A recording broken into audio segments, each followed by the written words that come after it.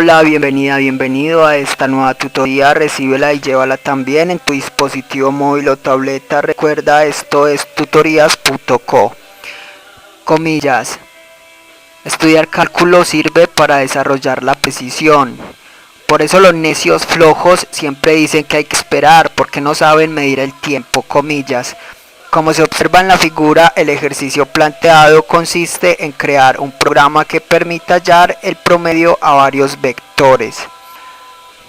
Para eso entonces vamos a programar una función promedio. Entonces se plantea la solución en un programa de 44 líneas. En la línea 1 se importa la clase Scanner del paquete útil de Java. Esta clase entonces permite efectuar operaciones de entrada de datos. Entre las líneas 3 a 44 vemos la clase principal llamada función promedio varios vectores Java. Como Java es un lenguaje orientado a objetos, un programa en Java es un conjunto de una o más clases.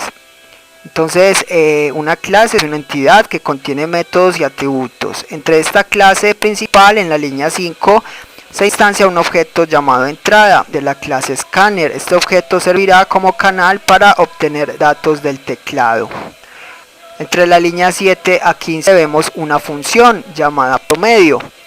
Recuerde que las funciones son bloques de código aparte que se encargan de realizar una tarea y retornar o no una función. Esta función retornar o no un valor. Esta función promedio recibe como parámetros un vector de tipo entero y una variable n de tipo entero. N será el tamaño del vector. Y observe que esta función promedio sí retorna un dato de tipo doble o decimal, que será el promedio de este vector. Recuerde que un promedio es la suma de datos sobre el número de datos. Entonces esta función en la línea 9 declara una variable de tipo entero llamada suma que se inicializa en 0. Esta variable será el acumulador de los datos del vector. Para acumular los datos se recorre el vector usando un ciclo en la línea 11. Recuerde que los ciclos son estructuras repetitivas que permiten ejecutar un conjunto de instrucciones repetidamente, aprovechando así la velocidad de procesamiento de datos de un computador.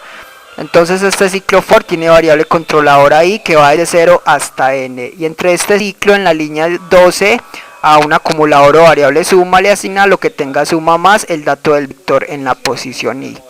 De ese modo ya se tiene toda la suma del vector y en la línea 14 se retorna suma sobre n, o sea el promedio. Esta función es invocada desde el main. El main lo vemos entre las líneas 17 a 43. Entonces recuerde que el main es el método de inicio del programa. En el main en la línea 20 se declara una variable de tipo entera llamada n. Línea 22 se usa el método print. Este método sirve para mostrar información por pantalla. Se escribe system.out.print, paréntesis, entre comillas, el texto a mostrar. Se puede mostrar texto variable, las variables van separadas con el símbolo de suma. El texto va entre comillas.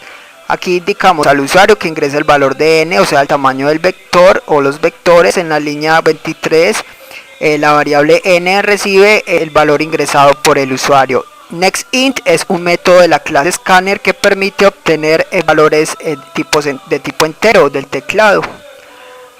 En las líneas 25 y 26 declaramos dos vectores, vector 1 y 2, de tipo entero y de tamaño n.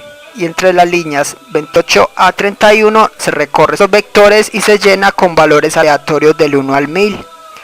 Para eso se usa la función random para generar valores aleatorios. Entonces en la línea 33 y 34 se imprime el vector 1 y luego se imprime el promedio del vector 1 y en la instrucción de salida, o sea en el método print, se invoca también la función promedio enviándole el vector 1 y n. Ya sabe que esta función cuando sea invocada retorna el promedio de ese vector.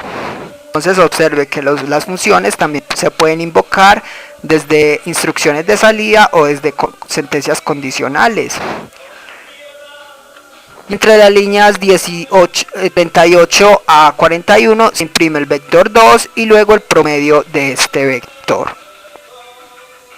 Esta fue la tutorial ejercicio, crear un programa que permita crear entonces la función promedio a varios vectores. Repasa la teoría, resuelve nuestro test y practica un algoritmo en el tablero. Si esto te gustó o no, te invitamos a discutirlo y valorar la experiencia de esta tutoría. Recuerda, esto es tutorías.co, trinamos como @tutorías, posteamos en Facebook y Google